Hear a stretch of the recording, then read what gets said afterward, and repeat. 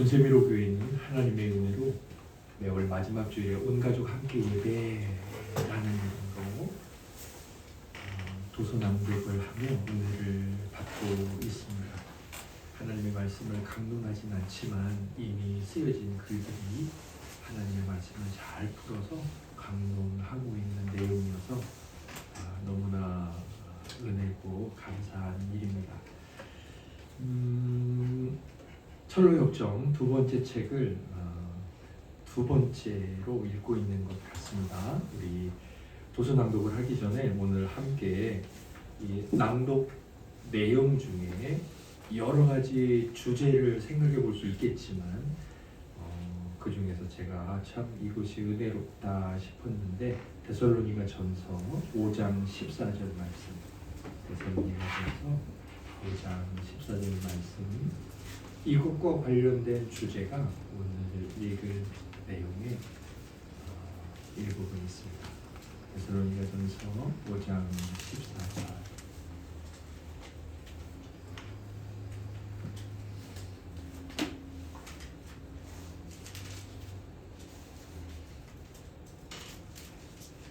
우리 함께 우리 자신이 받을 말씀으로 믿으면서 읽고 아멘하겠습니다. 시작.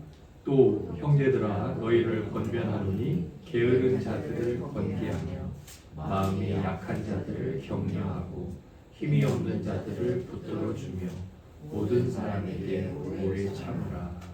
아멘. 오늘 읽을 내용은 가이오의 집에 함께 머물며입니다. 챕터 6인데 조금 길죠. 다음번까지 해야 될 것 같아요. 그래서 한 챕터를 4번이나 나누어서 읽고 있는데 오늘은 189페이지에서 202페이지 위에서 12째 줄입니다. 실제로 존 보년 목사님의 큰 자녀는 첫째는 딸이었어요. 여기에는 모두 아들만 4명 나오지만 존 보년 목사님의 진짜 자녀는 4명이었고 아내는 일찍 죽어서 첫 부인은 그래서 두 번째 부인이 18살 때 다시 재혼을 하시고 그 어린 나이에 존 보년 목사님이 감옥에 복음을 전하는 때문에 들어가셨을 때 그 어린 18살 새로 두 번째 아내인 그 자매님이 사모님이 내 자녀들을 잘 키우셨습니다. 첫째 딸은 시각 장애인이었어요. 아무튼 오늘 나오는 내용 중에 매튜 큰아들이 좀 결혼을 하게 되는 내용이 나오더라고요. 그래서 제가 생각나서 말씀을 드려봤습니다. 오늘 맡아주실 배역들을 제가 소개해 드리겠습니다. 힘차게 격려해 주시기 바랍니다. 해설은 제가 하고요. 매튜 우리 임영수 집사님, 가이오 정다워 성도님, 191페이지 6째 줄에 보면 누군가가 나옵니다. 누군가는 정그린 성도님, 노인 김남희 사모님, 또 다른 아들이죠. 조셉 임진규 성도님, 세뮤얼 임준규 성도님, 자비 정은혜 집사님, 담대 서민지 성도님, 살선괴는 임영수 집사님, 그리고 심약 정은혜 집사님. 네, 그래서 매튜와 자비가 결혼을 하죠. 실제로 매튜와 자비가 결혼해 있습니다. 우리 교회에.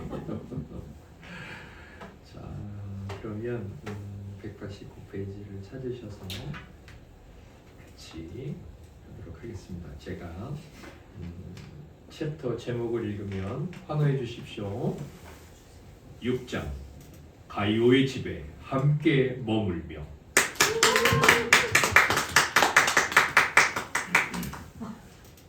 매튜는 반색을 하며 말했다. 식탁보가 깔고 상에 차릴 준비가 된 걸 보니 그 어느 때보다 입맛이 도네요. 가이오가 말을 했다.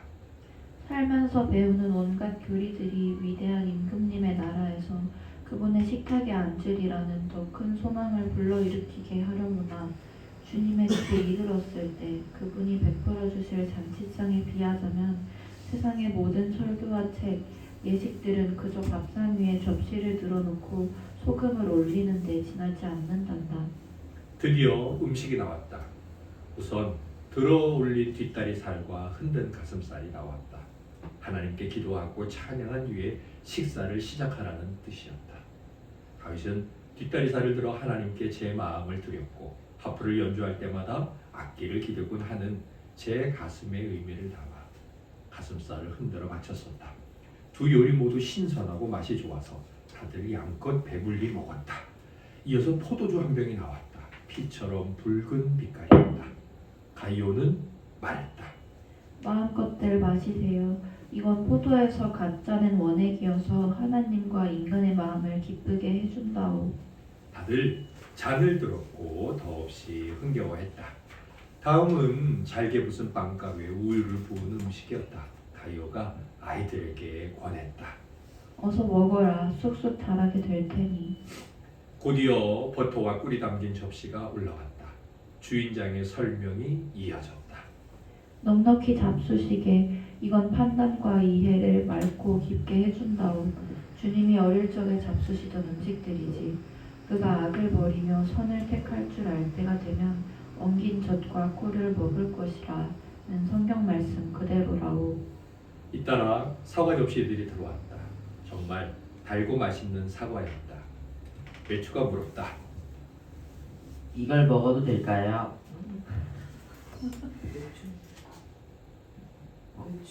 맥주구나. 미쳤어.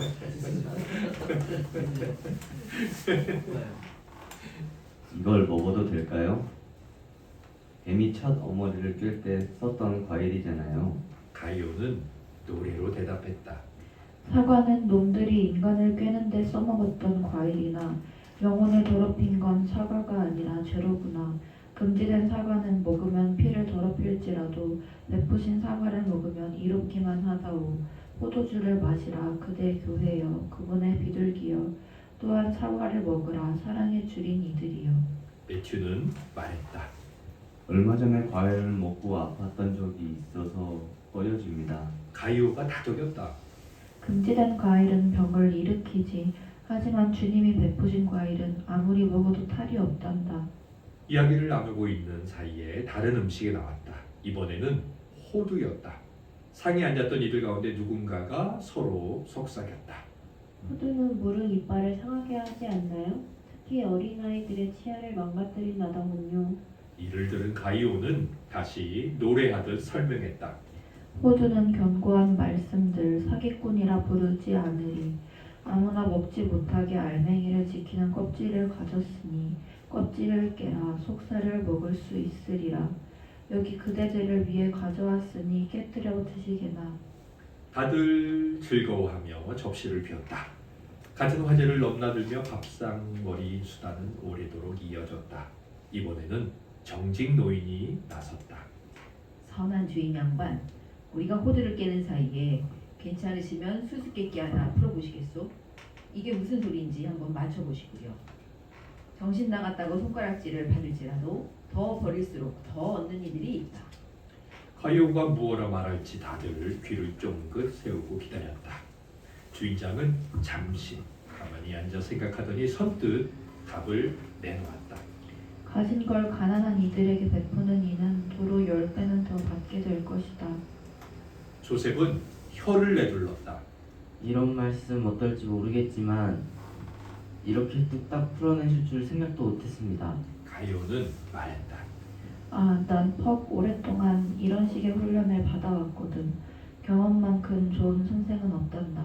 온유해지는 비결은 주님한테 배웠고 그러면 더 많이 얻게 된다는 사실을 경험으로 알았지. 흩어 부자여도 더욱 부하게 되는 일이 있나니 과도히 아껴도 가난하게 될 뿐이고 스스로 부한 채 하여도 아무것도 없는 자가 있고 스스로 가난한 채 하여도 재물이 많은 자가 있다고 하더구나.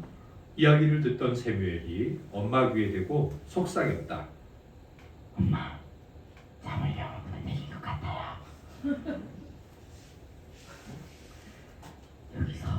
푹 쉬다 가면 어떨까요? 그리고 떠나기 전에 형이 자비누이랑 결혼했으면 좋겠어요. 얼결에 아이의 말을 주워들은 주인장 가이오가 말했다. 얘야, 그거 정말 좋은 생각이구나. 그렇게 일행은 한 달을 더 머물렀고 자비는 매튜의 아내가 되었다. 거기서 지내는 동안 자비는 늘 하던 대로 가난한 이들에게 나눠줄 외투와 옷가지를 지었다. 이런 일이 널리 알려지면서 순례자들 사이에 칭찬이 자자했다. 그건 그렇고 다시 우리 얘기로 돌아가자면 저녁 시간가 끝나자 아이들은 어서 잠자리에 들고 싶어했다. 긴 여행에 몹시 지쳤기 때문이다. 주인장은 일꾼을 불러 침실로 안내하게 했다. 하지만 자비가 나서 말했다. 제가 아이들 잠자리를 봐줄게요. 자비가 자리를 펴주자 아이들은 이내 골아 떨어졌다. 나머지 식구들은 그 자리에 앉아 밤을 지새웠다. 가이오와 너무도 죽이 잘 맞아서 아무도 헤어질 생각을 하지 못했던 것이다. 주님이 어떤 분이고 자신은 누구며 여정은 어땠는지 한참이나 이야기를 나누고 나서야 아까 수수께끼를 냈던 정직 노인이 꾸벅거리며 졸기 시작했다. 담대는 말을 걸었다. 이런 어르신이 이제 나눔을 주시는 모양입니다. 잘 눈을 돌리고 일어나시며 수수께끼를 하나 드릴 테니 풀어보시죠. 정직 노인은 대꾸했다. 어디 한번 드러나 봅시다. 그러자 담대는 문제를 꺼내들었다. 이게 무슨 뜻일까요? 줄이라는 이는 먼저 짓눌러야 하고 나가서 살고자 하는 이는 우선 안에서 죽어야 한다. 정직 노인은 얼굴을 찌푸리며 말했다. 까다롭구려. 풀기가 어렵겠어. 그대로 살기는 더 어렵고. 하지만 주인 양반, 괜찮으시면 숙제를 넘기고 싶구려. 풀어주시면 내 귀 기울여 듣겠소. 가이오는 손사래를 쳤다. 아니 될 일이오. 이건 그대에게 낸 문제니까. 그리고 선생이라면 답을 하고도 남을 텐데 왜 이러시오. 그러자 정직 노인은 답을 내놓았다. 죄를 누르고자 하는 이는 우선 은혜에 사로잡혀야 하고 스스로 죽지 않고서는 살았음을 드러낼 도리가 없다. 가이오는 무릎을 쳤다. 옳거니 훌륭한 교리와 경험이 이를 가르치지. 은혜가 나타나 그 영광으로 영혼을 압도하기 전까지는 죄에 맞설 마음이 생기지 않을게요. 게다가 죄가 영혼을 올가매는 사탄의 오랏줄이라면 그걸 늦추지 않고서야 어떻게 저항하겠소. 둘째로 이성이나 은혜를 아는 이라면 아무도 제 부패의 종처럼 매인 이를 은총에 살아있는 기념비로 여기지 않을 테지. 방금 떠오른 이야기가 있는데 들어보시겠소? 순례에 나선 두 사람이 있었소. 하나는 젊어서 다른 이는 나이가 들어서 길을 나섰지.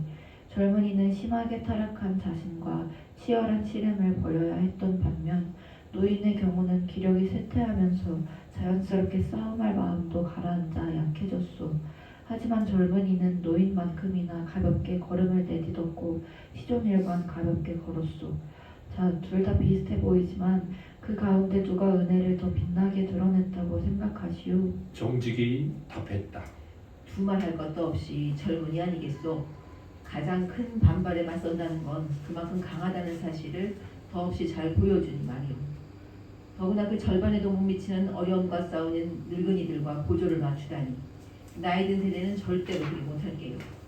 게다가 가만히 보면 노인네들이 그릇된 판단, 그러니까 생체적으로 노쇠한 결과를 타락을 우아하게 정복한 승리쯤으로 여기고 스스로 으쓱대며 자아도취에 빠지기 시작하는 경우가 왕왕 있습니다.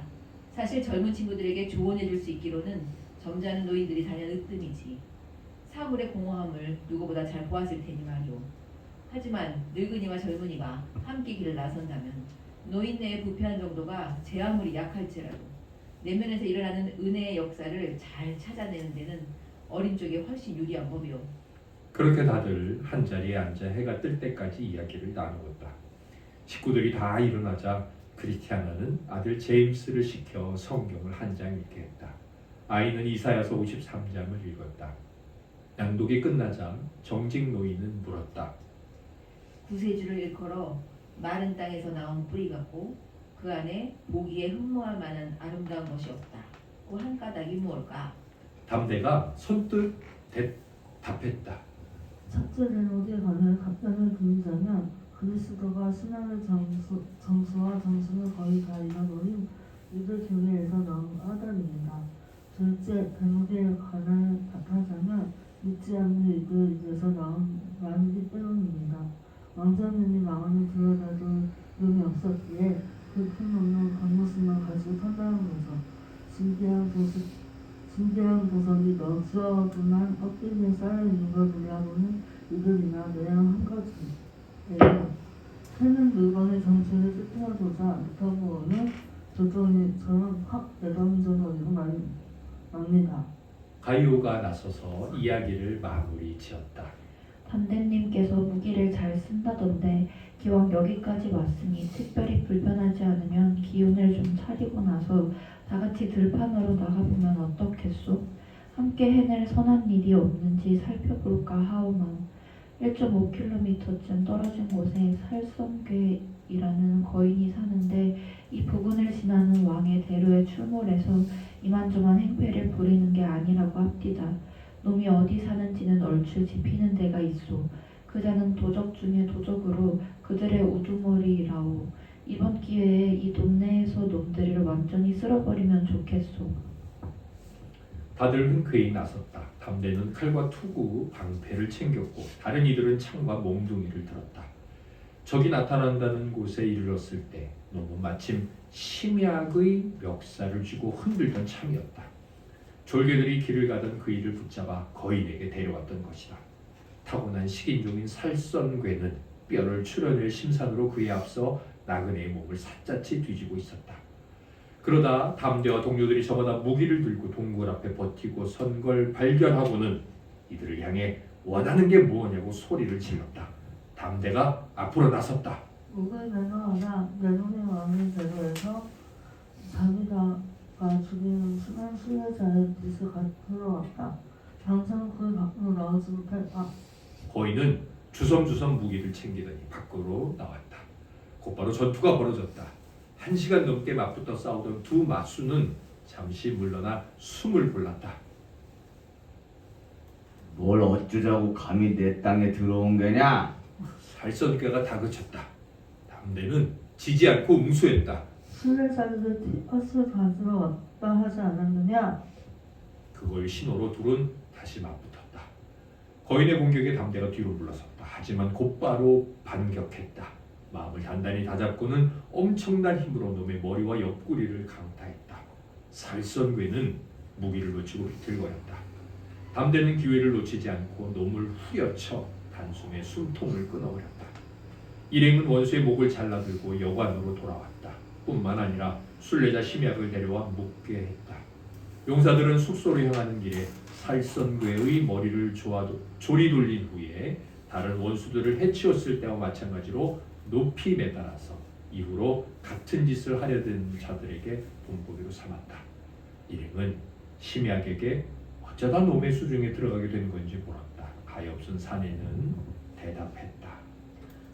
보다시피 제가 많이 아픕니다. 날이면 날마다 죽음이 문을 두드리는 형편이라 그냥 집에 있다가는 이 뒤로 죽겠다는 생각이 들더군요. 그래서 순례자들 길에 들어섰습니다. 그래서 아버지와 제가 태어난 브락실이란 마을을 떠나 여기까지 오게 됐죠. 저 농몸의 힘이라곤 한 타락도 남지 않은 사람이시오다. 정신도 마찬가지고요. 하지만 그럴 수만 있다면 기어서라도 평생 순례자의 길을 가고 싶습니다. 이 길 들머리에 있는 문에 이르렀을 때 저 거기 계시던 주님은 아무 조건 없이 저를 받아주셨어요. 비실거리는 제 꼴을 들어 앞을 막지도 않으셨고 허약한 정신 상태를 탓하지도 않으셨죠. 그저 여행에 필요한 걸 다 챙겨주시며 끝까지 소망을 가지길 주문하셨을 따름이에요. 해석자님 댁에 갔어도 넘치도록 후한 대접을 받았습니다. 곧 고제를 넘기기엔 제가 힘에 붙이라고 보시고는 그 댁의 일꾼 등에 업혀 넘게 하셨어요. 사실 다른 순례자들로부터 많은 위로를 받았습니다. 물론 기꺼이 저와 같이 가고 싶어하는 이는 아무도 없었어요. 그러자면 어쩔 수 없이 가는 길 내내 저처럼 가만 천천히 걸어야 했거든요. 그래도 다들 제게 다가와서 기운을 북돋아 주었어요. 마음이 약한 사람을 격려하라는 게 주님의 뜻이라고 일러주고 부지런히 앞질러 가곤 했죠. 그런데 쓱동로라는 곳에 들어섰다가 이 거인과 딱 마주친 거죠. 다짜고짜 한판 붙게 채비를 하라더군요. 맙소사, 저 같은 약골이 무슨 준비를 하겠어요. 당장 강신제 하나리 더 간절한 판인데요. 놈이 다가오더니 제 멱살을 잡더이다. 그래도 날 죽일 순 없을 거라 자신했어요. 거인이 제 소굴로 끌고 갔을 때만 해도 그랬죠. 제가 원해서 간 게 아니니 반드시 다시 돌아오리라고 믿었습니다. 순례길에 억지로 붙들려 간다 하더라도 주님을 향한 마음을 온전히 간직하는 한 그분의 섭리에 따라 온갖 고난에도 결코 원수들의 손에 목숨을 잃지 않은 법이란 소리를 들은 적이 있거든요. 다 털릴 것처럼 보였고 실제로 다 털리기도 했지만 보시다시피 이렇게 살아남았습니다. 이렇게 인도하신 내 임금님과 그 도구가 되어주신 여러분께 참 고맙다는 말씀을 드립니다. 습격이 이번으로 끝나지는 않을 겁니다. 하지만 제 결심은 굳건합니다. 한마디로 뛸 수 있으면 뛰고 그러지 못하면 걷고 걷지 못하면 기기라도 하자는 거죠. 무엇보다 날 사랑해 주신 분께 감사합니다. 마음은 이미 정해졌고 이제 갈 길만 남았습니다.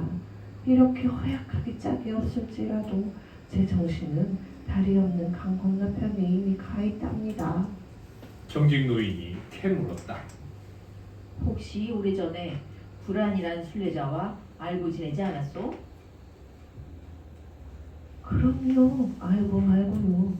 멸망사에서 북쪽으로 얼마 떨어지지 않은 미련동 출신이죠.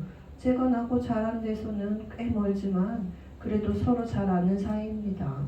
실은 아버지의 형제, 다시 말해 제 삼촌이죠. 저와는 기질이 참 비슷해요. 키만 조금 작을 뿐 생김새까지 무척 흡사하죠. 그 일을 알고 있으리라 짐작했소. 둘 다 낯빛이 허옇고 눈매도 서로 닮았고 말투도 몹시 비슷해서 두 분이 친척임은 금방 알아볼 수 있었소. 저희를 아는 이들은 대부분 그리 말합니다. 어디 그뿐이겠습니까? 그는 내면에서 느껴지는 성품들은 대부분 제 속에서도 찾을 수 있습니다. 가이오가 곁에서 거들었다.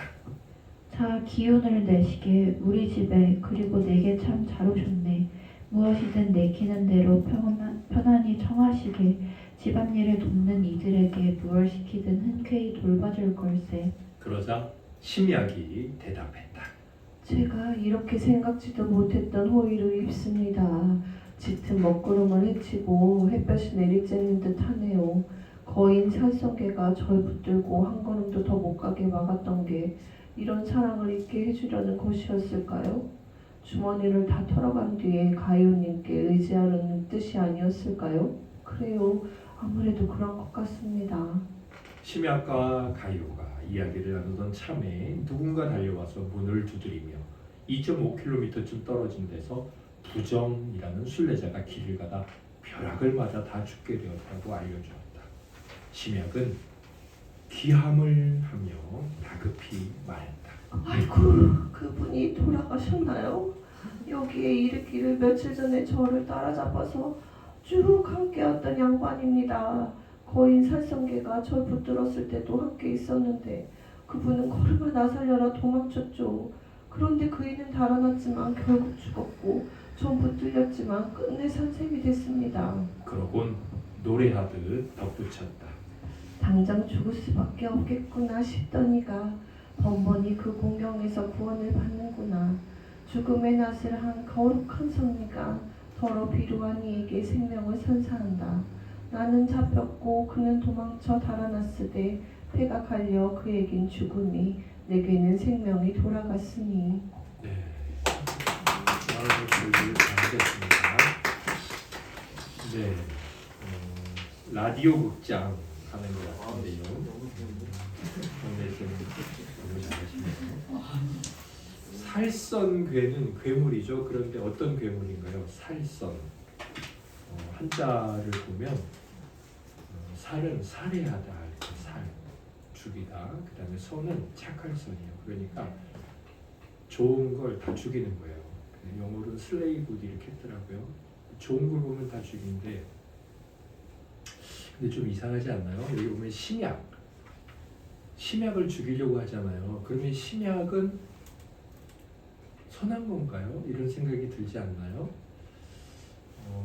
오늘 보니까 이 살선괴가 선을 죽이는 괴물이 심약을 막 죽이려고 했던 것을 보면서 심약이 어떻게 선이 될까? 라고 생각한다면 오늘 심약의 이 태도나 말, 또 그 모습을 보면 왜 우리는 심약한 거에 대해서 어떻게 생각해 보면 좋은 것일 수 있다, 선일 수 있다 라고 생각하게 될까요? 왜 그럴까요? 심약은 왜 선이라고 우리가 생각할 수 있을까요? 우리 남자 집사님이 한 분밖에 안 계시지만 저는 참 늘 믿음 안에 잘 살고 계시고 좋은 분. 네. 김영 집사님, 그냥 우리가 이렇게 보니까 오늘 심약이 막 한 말이 있잖아요. 정은혜 선생님이 또 워낙 캐릭터를 잘 표현해 주셨는데, 심약은 우리가 느끼기에 약한 건데 이게 왜 하나님 앞에서 선이 될까? 마이크 방송 들어가는데 우리가 뭐 서로 그냥 얘기하죠. 그냥 일단 본인이 강하면 주님을 찾지 않고, 그래서 오히려 약한 자가 주님을 찾고 그분께 도움을 요청하기 때문에 그런 거 아닐까 하는 생각이 듭니다. 네, 다른 분께 제가 물어볼 이유가 없습니다. 그게 답이에요. 신약을 이렇게 보면 자기가 맨 뒷부분에 하소연을 하잖아요.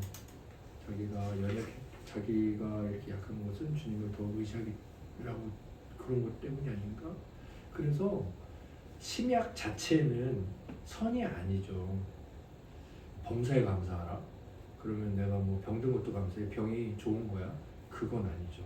그런데 그것으로 인해서 우리가 하나님을 바라보게 되고 나 자신에 대해서 잘못되게 생각했던 것을 고칠 수 있다면 그건 이제 하나님의 은혜로, 그래서 합력하여 선이 되는 거죠. 우리 이명 집사님께서 정답을 말씀해 주셔서 뭐 더 나눌 게 없네요. 그래서 그걸 우리에게 적용해 보면 우리 각자가 다 약한 게 있어요. 그리고 약한 것은 이제 잘못 다루면 악이 되죠. 그 약점들 있잖아요. 우리가 뭐 여러 가지 있죠. 뭐 하나님 말씀이 즐겁지 않다든지 때로, 그 다음에 끝까지 뭐 어떤 내가 갖고 있는 신념을 붙든다든지, 또 버리지 못한 여러 가지 습관들이 있다든지, 그 자체로는 뭐 약한 것이지만 선한 것이 이제 선한 것은 아니지만 그것 때문에 하나님께 회개하고 주여 저를 도와주세요. 정말 저 같은 자 불쌍히 여겨주세요.